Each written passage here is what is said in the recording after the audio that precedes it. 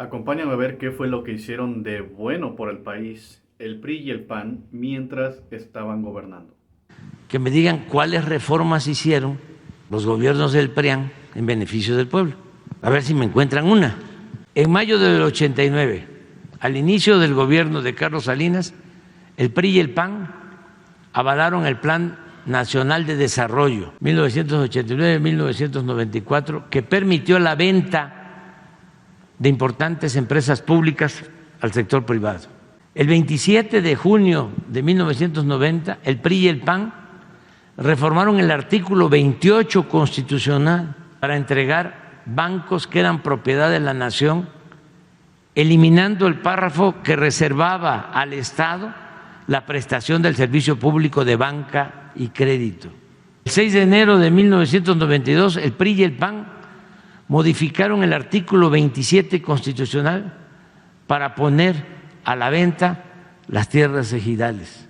El 6 de mayo de ese mismo año, los legisladores del PRI y del PAN cambiaron la ley minera para entregar concesiones a particulares hasta por 50 años para la explotación de oro, plata y cobre. Eliminaron los límites de la superficie que podría ser concesionada.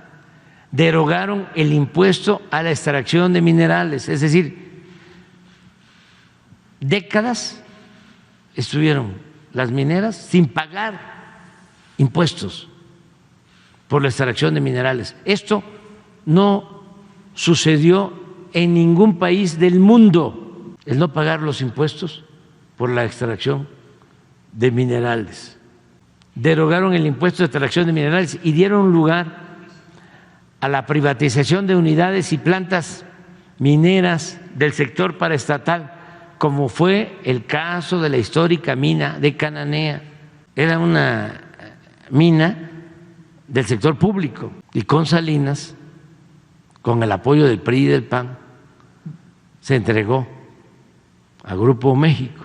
En ese sexenio además se entregaron 6.600.000 hectáreas de reservas mineras nacionales que existían a 3 consorcios: Peñoles, Grupo México y Carso. Y esta misma política continuó hasta el 1 de diciembre de 2018, hasta que llegamos. No hemos entregado una sola concesión desde que llegamos. En 36 años se concesionaron 90 millones de hectáreas, es decir, 45% del territorio nacional para la explotación minera. Ni siquiera en el Porfiriato se llevó a cabo una enajenación de suelo patrio tan descarada. Y vaya que con Porfirio se despojó a los pueblos originarios de sus tierras, se crearon las llamadas compañías deslindadoras, todo lo que eran las tierras comunales se declararon tierras nacionales y se vendieron a precios muy bajos a los grandes terratenientes. El 22 de diciembre de 1992, los legisladores aprobaron una ley de secundaria, este es muy interesante, también con Salinas, que a contrapelo de la Constitución permitió a empresas privadas, principalmente extranjeras, generar energía eléctrica. Hoy tales empresas le venden a la Comisión Federal de Electricidad o a particulares el 46% de la energía eléctrica que se consume en el país a precios elevadísimos. O sea, ¿qué hacen con esto? Esto es muy importante para los constitucionalistas. Esto es una violación flagrante a la Constitución, porque lo que hicieron fue que reformaron una ley secundaria y la Constitución prohibía que particulares generaran y distribuyeran energía eléctrica. Y mediante esta ley secundaria, en contra de lo establecido por la Constitución, empezaron a privatizar todo el sector eléctrico. ¿Saben quién estaba de asesor de Salinas? Claudio X González, papá, y se quedó con una empresa de generación de energía eléctrica. El 5 de marzo de 1993, el PRI y el PAN aprobaron la reforma al artículo 3º constitucional para limitar la gratuidad de la educación pública solo a nivel de primaria y secundaria. Antes de esta reforma, la educación pública era gratuita en todos los niveles de escolaridad. ¿Qué hicieron con la reforma? Acotaron la gratuidad nada más a educación básica y pusieron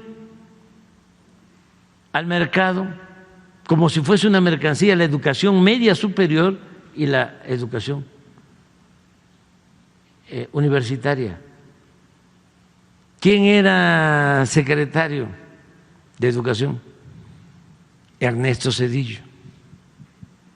Desde entonces empezaron a rechazar a los jóvenes con la mentira, el pretexto de que no pasaban el examen de admisión, es de que no destinaban presupuesto a la educación pública porque querían que creciera el número de escuelas, sobre todo de nivel superior, del sector privado. Eso tiene también que ver con la reforma posterior a la educación. Yo no estoy en contra de la educación privada. El que tiene para pagar una escuela privada lo puede hacer, está en su derecho. Pero el Estado está obligado a garantizar la educación pública, gratuita, de calidad, en todos los niveles de escolaridad. La educación como la salud no son privilegios, son derechos del pueblo. ¿Qué pasó con esta política? Pues aumentó la matrícula de las escuelas privadas. Al principio, cuando empezaron a proliferar las universidades privadas, creció la matrícula. Pero llegó un momento en que se estancó, porque ¿de dónde iba a sacar la gente dinero para pagar colegiaturas por muy baratas, de 3,000, de 5,000 pesos mensuales?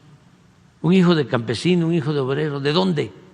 El 18 de marzo del 95, la mayoría del PRI en la Cámara, esto fue lo de que hablábamos de la Roque Señal, aumentó el IVA del 10 al 15%. El 12 de mayo del 95, el PRI y el PAN reformaron la ley reglamentaria del servicio ferroviario, PRI-PAN, para privatizar Ferrocarriles Nacionales de México y venderlo a empresas nacionales y extranjeras. Tan descarado fue este atraco que al terminar su sexenio, el expresidente Ernesto Zedillo se fue a trabajar como asesor del Consejo de Administración de una de las empresas que se quedó con la mayor parte de la infraestructura ferroviaria del país. Como esto pasó en el 95, el 23 de mayo de 1996, el PRI y el PAN aprobaron la ley del sistema de ahorro para el retiro, las AFORES, que se entregaron de esa forma a operadoras financieras privadas, nacionales y extranjeras. La administración de estas pensiones se da a partir de entonces sin transparencia, con altos costos por la operación y baja rentabilidad para derechohabientes. ¿Esto qué significa? Ya va a empezar a ponerse muy grave, de que por esto los trabajadores van a recibir al pensionarse. Ahora, porque hicimos una modificación, pero de todas maneras van a recibir como 60-70% de lo que ganaban. El 12 de diciembre, eso no se me va a olvidar, del 98, diputados del PRI y del PAN aprobaron el FOAPROA, que convirtió las deudas privadas de unos cuantos empresarios y banqueros en deuda pública. En la actualidad,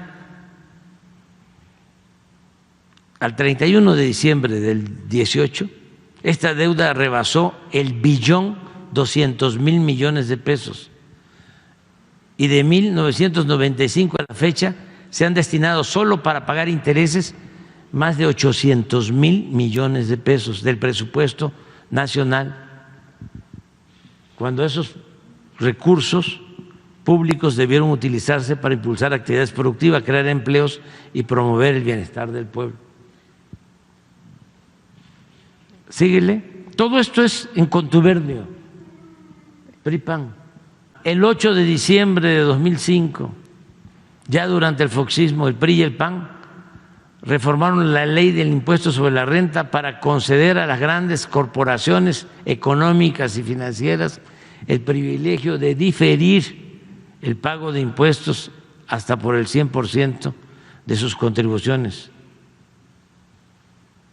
Una vez consumado el fraude electoral de 2006, el 22 de marzo de 2007, el PRI y el PAN modificaron la ley del ISSSTE. Esto fue la maestra Elbester con Felipe Calderón, y entregaron las pensiones de los trabajadores al servicio del Estado a los intereses de los banqueros. Es lo mismo cuando empiecen a jubilarse a partir de esta ley, los maestros van a recibir la mitad de su sueldo.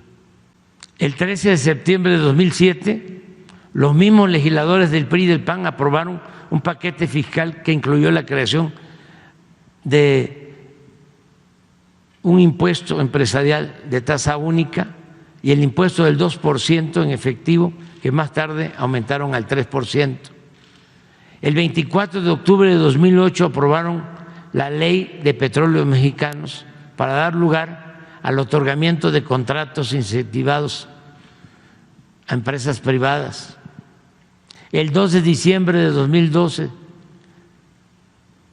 al día siguiente de haber tomado posesión de la presidencia, Enrique Peña Nieto firmó con los partidos PAN, PRI y PRD el llamado Pacto por México, con el cual acordaron profundizar en las privatizaciones del sector energético, la educación, la seguridad social y las comunicaciones, así como reformar leyes fiscales, laborales y hacendarias, todo en beneficio de la clase dominante del país y de los intereses extranjeros.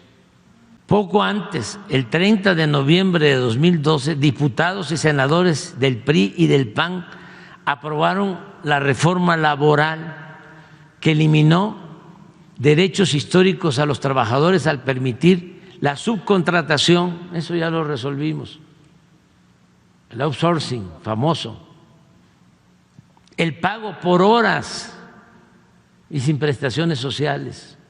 El 13 de diciembre de 2012, la Cámara de Diputados aprobó la mal llamada reforma educativa, que tenía como consigna someter al magisterio y avanzar en la privatización de la enseñanza. El 18 de diciembre de 2012, el Senado aprobó las reformas constitucionales en materia de telecomunicaciones. Modificaron artículos para garantizar el derecho de las empresas, pero no de los ciudadanos, y permitir la censura previa y violando el derecho a la privacidad. Además, los legisladores dejaron fuera a las radios comunitarias indígenas y a los derechos de las audiencias. La Ley Federal de Telecomunicaciones creó el Instituto Federal de Telecomunicaciones para evitar el monopolio, para evitar que en las telecomunicaciones no hubiesen monopolios. ¿Sí? Para eso fue. Le llaman agentes preponderantes. Síguele. Si me permite otra pregunta, presidente. A ver, deja que yo termine. Ya estamos terminando. En octubre del 17, el Senado aprobó nuevos cambios a la Ley de Telecomunicaciones. El 17 de octubre del 13, la Cámara de Diputados aprobó la reforma hacendaria, que significó cobrar más impuestos a la mayoría de los contribuyentes, manteniendo los privilegios fiscales para las grandes empresas y los bancos. No conformes con el avance de las privatizaciones del petróleo mexicano en la Comisión Federal de Electricidad, el 11 de diciembre de 2013, los senadores del viejo régimen aprobaron la reforma energética para entregar el 20% del potencial petrolero del país a empresas particulares, nacionales y extranjeras. En fin, díganme si este contubernio operó al servicio de los potentados. Todas esas reformas a la Constitución fueron para beneficiar al pueblo. Nada. Tomaron por asalto al gobierno, secuestraron a todos los poderes, crearon una república simulada. Y parte de esto es lo del Poder Judicial. Al final, la pregunta que nos interesa es, ¿honestamente crees, con estos antecedentes, que el PRI o el PAN es la mejor opción para México?